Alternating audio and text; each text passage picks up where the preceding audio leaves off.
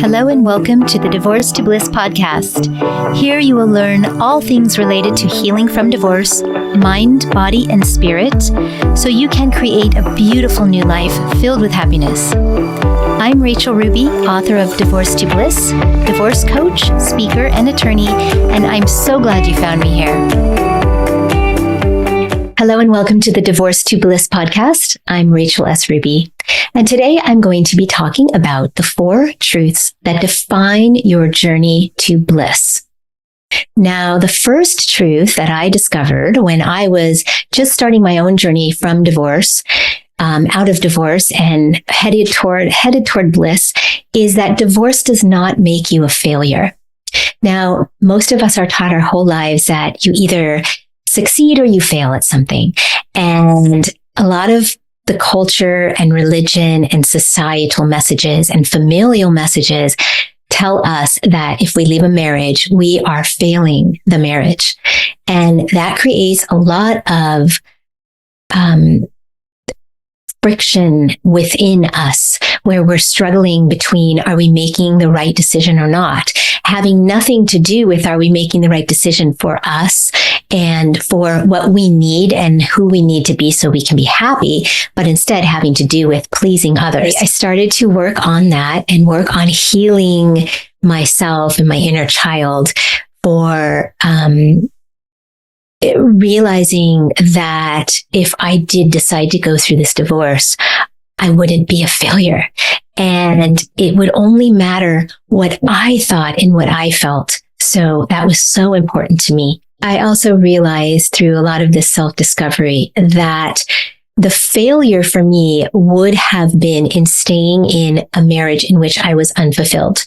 A marriage that I tried for 1 year to really dive into with my partner and see if it could be fixed by going to therapy and spending time together and creating schedules and all of those things that we tried to see if we could make it work. And the failure was not in leaving the marriage. The failure was, or would have been, in staying within, because I knew by the end of that year that it could not sustain to the point where it would make me happy. So recognizing that divorce does not make you a failure is so important. And the second truth is, it doesn't matter what anyone else thinks or what the rules say. Now, we are taught since we are little children certain rules by society, by religion, by culture, and by family, rules by which we are supposed to live. And for many of us, one of those rules is that we grow up and we get married and we have children and we have the picket fence and we, live happily ever after. And a lot of little girls play with their dolls and they play these games that the doll gets married, the doll has babies, and the doll lives happily ever after. And I remember playing those games with my doll. And the thing about rules is that who makes these rules? And why should you live by the rules that society, culture, religion, family tell you are the rules? The rules are really what you need to make you happy. And this was a huge epiphany for me as I went through my journey from divorce to bliss, because I had to realize that the only way that I would ever be happy was if I listened to me, to what's in my heart, not to what others are telling me. And this is a great example of this. I had a neighbor who told me that if I got divorced, God was going to shun me and strike illness upon me and all these terrible things. And she told me about people who had been divorced, who had gotten cancer and all kinds of horrible diseases, and that God didn't want us to be divorced and fail and quit on this marriage because it was sacred. It was a sacred union. And by that point in my healing journey, I had come quite a way. And I realized that everybody has their own opinions, and that's great. And that's what makes the world go round. And I love that we all have our own opinions and we can all express them in different ways. But what this neighbor told me was so far from the truth of what I had discovered, which was loving me. And loving yourself is the first way to heal. And I'm going to talk about that in a moment. But You can't love yourself if you don't listen to what's in your heart.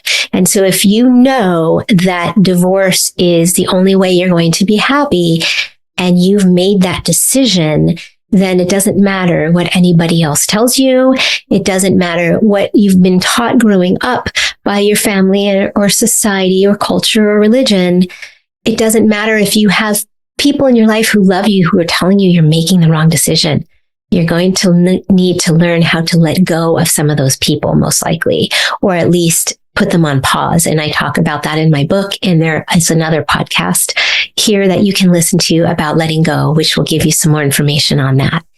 But the important part is that no matter what the conditioning has been as we have grown up and brought us to this place in time where we are now contemplating leaving a marriage, which yes, marriage is a sacred union. I too believe that. But I also believe that staying in anything that makes us unhappy and unfulfilled and doesn't allow us to continue to grow and be the best version of ourselves does not serve us. So it doesn't matter what anyone thinks. You need to start working on why it is important to trust your heart and listen to what you want and what you need, no matter how scary it is. You need to take control of your own happiness because no one else is going to control it or fix it for you. And if you stay in a marriage that you have decided does not fulfill you or make you happy or is no longer full of love, and there's no way that you can get back to that, then eventually you're going to be at the same place. Or you'll just live the rest of your life unhappy, unfulfilled, unsatisfied. So take control of your happiness. And if that's your decision, don't let what anyone else says change it. Rule number 3 is don't be guided by fear in your decision to move forward, because fear is the end all of anything, right? It pulls us down into this well of negativity. It takes many of us into a victim mentality. And when we get down into that victim mentality and we allow ourselves to kind of be smacked over the head with fear and we let fear control us, we cannot move forward in any kind of healing journey. So it is so important to realize that fear will always be there. Whenever it comes to making a choice in our lives, there's always going to be fear because choices involve moving. They involve changing something or doing something differently. And there's a great fear in that for many people because it takes us out of our comfort zone. So we can't be guided by fear. Now, there was a lot of fear for me as I started heading into my divorce journey, as I'm sure there is for you as well. And I'll tell you what some of those were. First and foremost was financial fear. How am I going to support myself without a dual income and take care of myself and be financially stable? That was a big fear for me. Where am I going to live? Because I knew I would have to sell the family home that I lived in for many, many years with my former spouse and raise my children. And although it was just a home to me by that point because he had left, still, there were a lot of memories there and it was sad, but that fear was pretty easily overcome because I knew that I would find a new home, but I was afraid of where that would be because I didn't know if I was going to rent or buy. And it was a really tough real estate market. And I didn't know, I had no idea where I was going as I sold my house and was standing on this cliff and ready to jump, but didn't know where to jump to. And so I had to just keep telling myself that I had come this far. I had worked so hard to realize that I was worth it and know what I wanted and love myself, that I knew in my heart that I would be taken care of, that the universe, God, however you see that, higher source, was going to take care of me and wouldn't just take me or help me come all this way only to fall flat on my face and be homeless. So I just trusted that I will be okay. And throughout my healing journey, so many times I had to trust that. I had to trust that I would be okay, even though something felt scary. And that I just had to listen to my heart and take the steps forward that would lead me towards whatever that goal was. And I knew that I would be okay in the end. And that is how I got through that. The fourth truth is that you will find love again. But how and when you do that really matters. Timing is so important. And I've talked about this before on other podcasts, how so many people, they just make the decision to divorce, and especially men, not to generalize, but there are more men than women who will divorce and run straight out into dating. Like right off, like literally they leave the house, they move into an apartment or wherever they're going to live, they buy a new place and they start dating. Bam. They're on a dating site within moments of leaving the marriage. So if you want to find true love again, there is a rule, or not even a rule. It's just a fact. And that is, you will never find your true love again unless you learn to truly love yourself first. Now, if you don't know what that means, let's talk about it, because I ask my coaching clients often, do you love yourself or do you think you love yourself? And either there is a very quick, yes, of course I do, or there is a pause and followed by, I don't know. And that's okay. It's okay. I thought I loved myself when I was coming out of my divorce. I've always been a strong-willed woman. I've always been a high achiever, and I always thought I loved myself. But I had obviously come to a point in the last years of my marriage where I kind of let that go and hid my inner child. I didn't listen to my intuition, and I really came to realize that I didn't love myself truly. And so the first part of the healing journey of any healing journey from divorce is learning to love you, because you cannot love another 100% truly if you do not love yourself. It's just not possible. So you need to learn to love yourself first, because only at that point, when you have come to love you and appreciate you and respect you and realize and value your self-worth, then at that point, you will start attracting a completely different type of partner than you would attract if you went out right when you get divorced and tried to look for him or her, because they will not attract to you because you haven't done the work.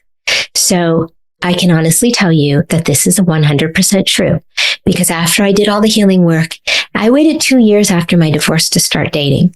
And at the point when I started dating, I was in such a good space, and I knew so much about me, and I loved me so much that I attracted these amazing men that fit all of the categories that I had on my list. And it's really important to make a list, by the way, and I talk about that on other podcasts as well.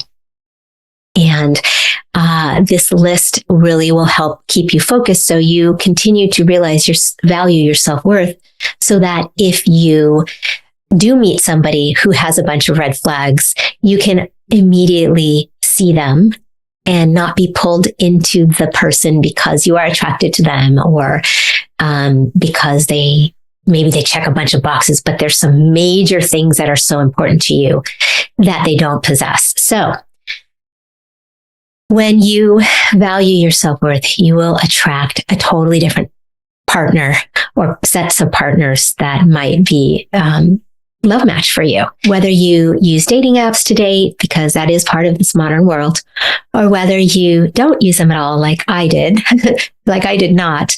Either way, you will meet totally different potential partners. And I'm here to tell you that that is 100% true, because I met some amazing men when I started dating. And I actually met somebody who became my life partner. And we've been together for a long time now. And he sees me like no one else has ever seen me. And he understands and values and respects me like no one else ever has.